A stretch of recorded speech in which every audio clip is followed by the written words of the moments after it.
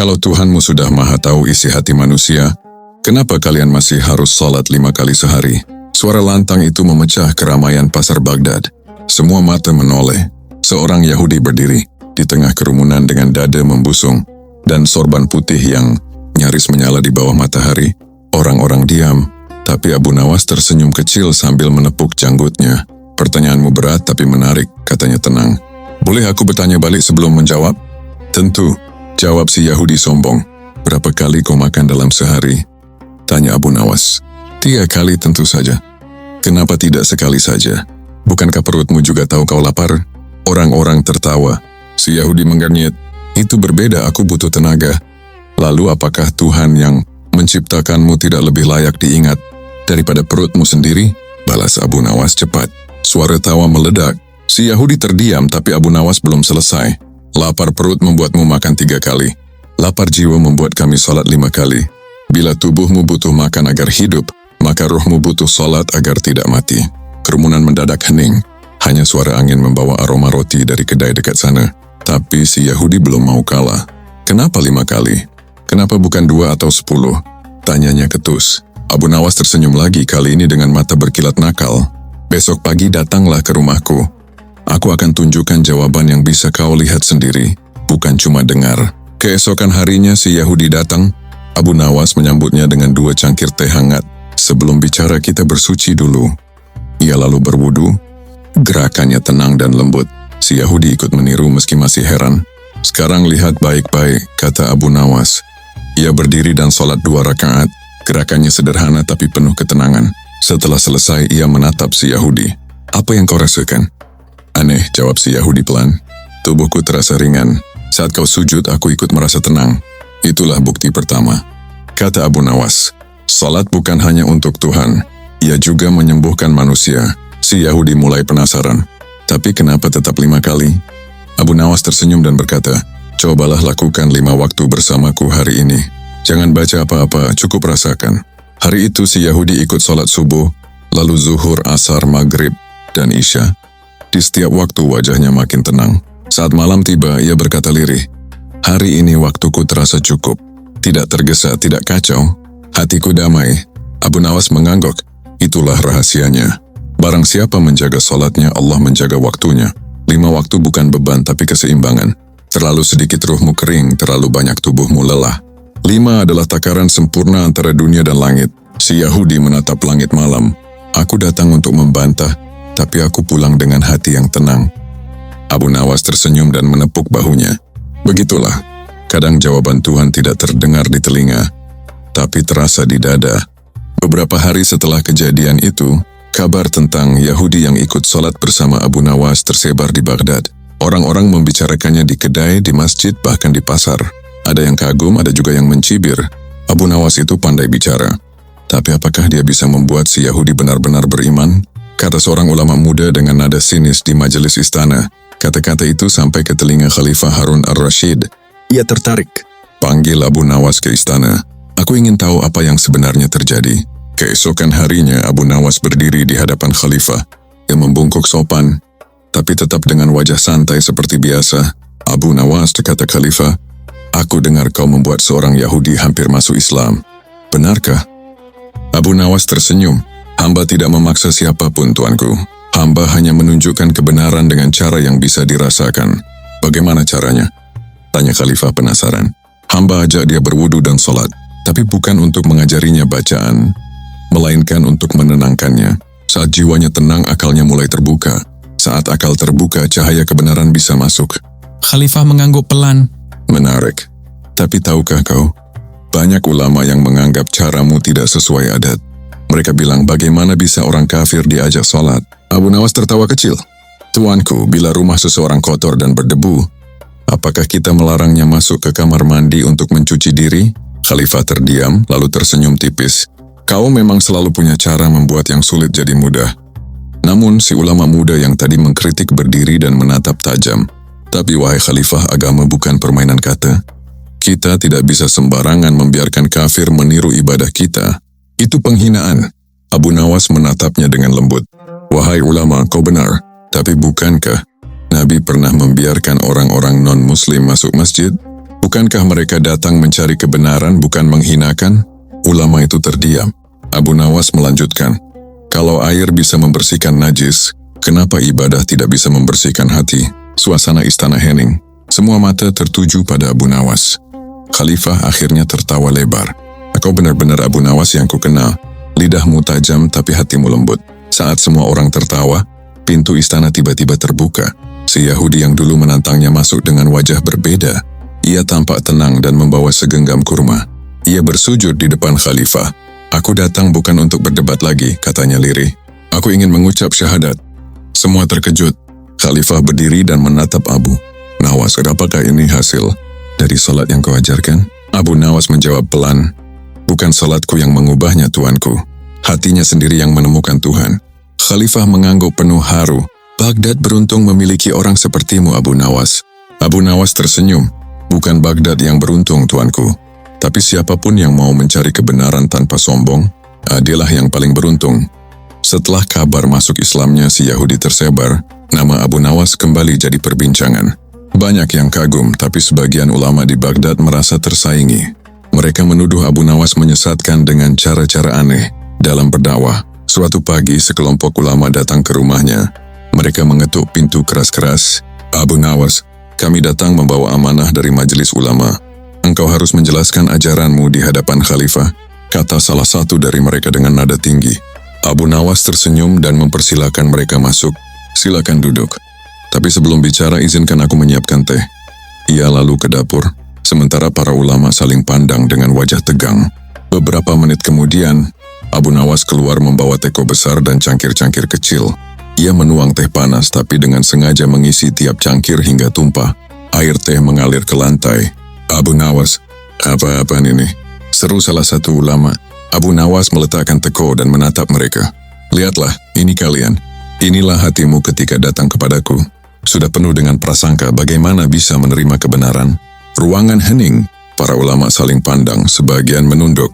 Abu Nawas duduk dan melanjutkan dengan tenang. Kalian menuduhku sesat karena aku tidak seperti kalian. Padahal aku hanya menunjukkan jalan dengan cara yang berbeda. Nabi kita pun mengajarkan kebenaran dengan kelembutan, bukan dengan marah. Seorang ulama yang paling tua akhirnya berkata pelan, tapi bagaimana kalau caramu disalahartikan orang bodoh, wahai Abu Nawas?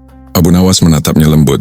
Jika seseorang salah paham karena kebodohannya, itu tugas kita untuk menjelaskan, bukan menghukum. Tapi kalau seseorang menolak karena kesombongannya, tak ada ajaran yang bisa menyentuhnya. Ulama tua itu mengangguk.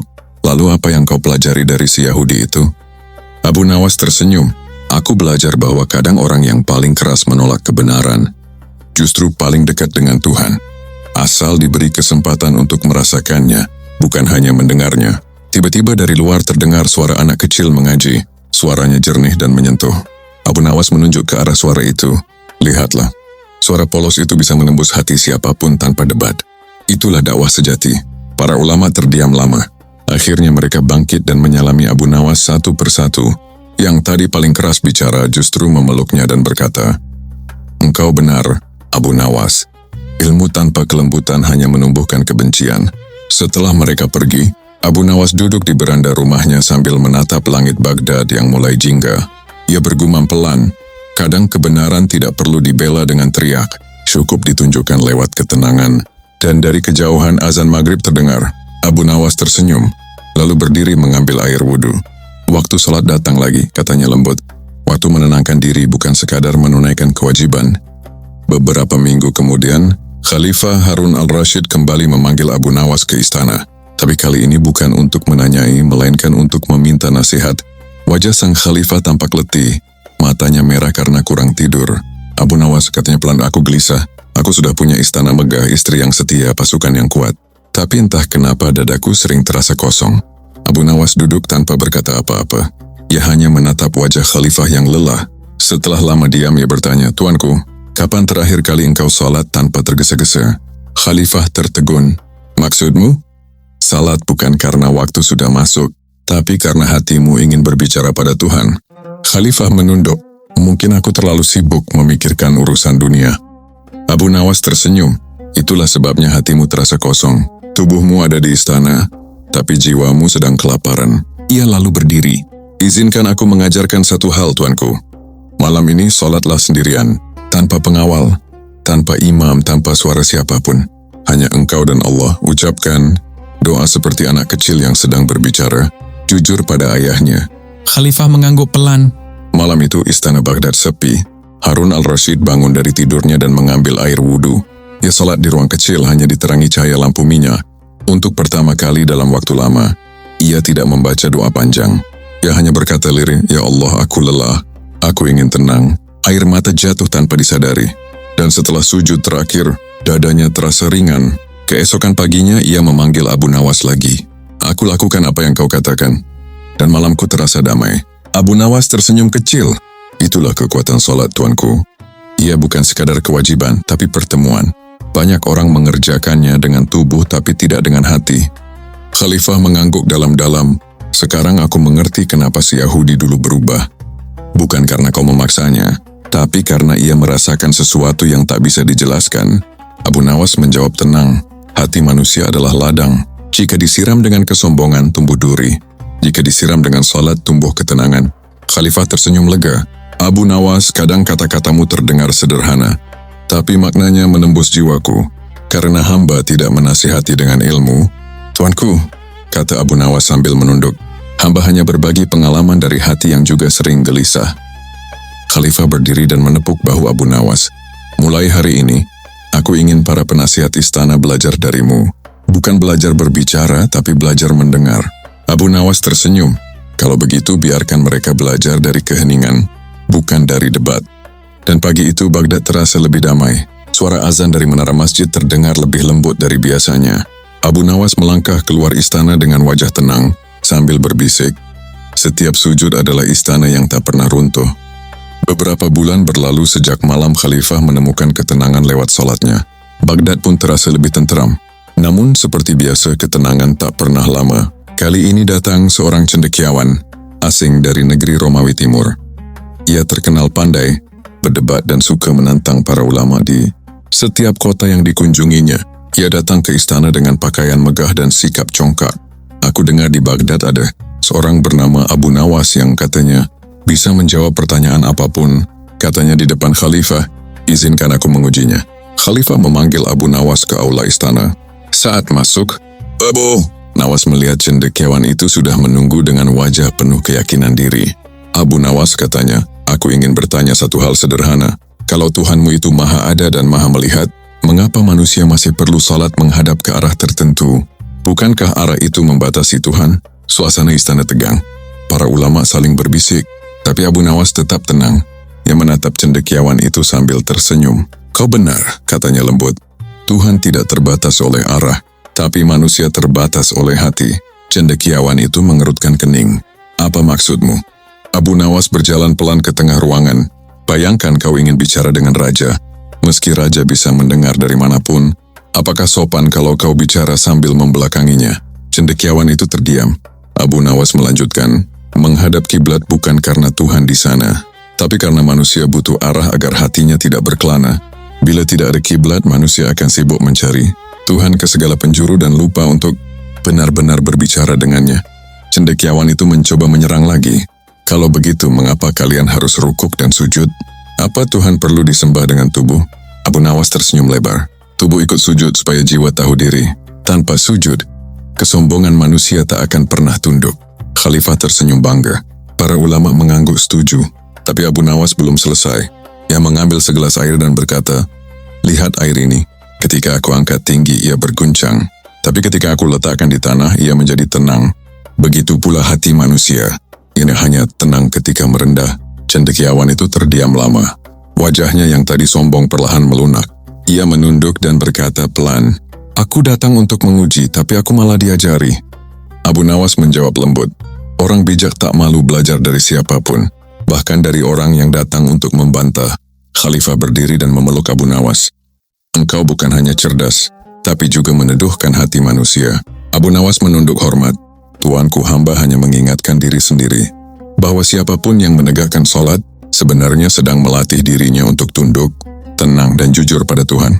Hari itu cendekiawan Romawi memutuskan tinggal beberapa hari di Baghdad.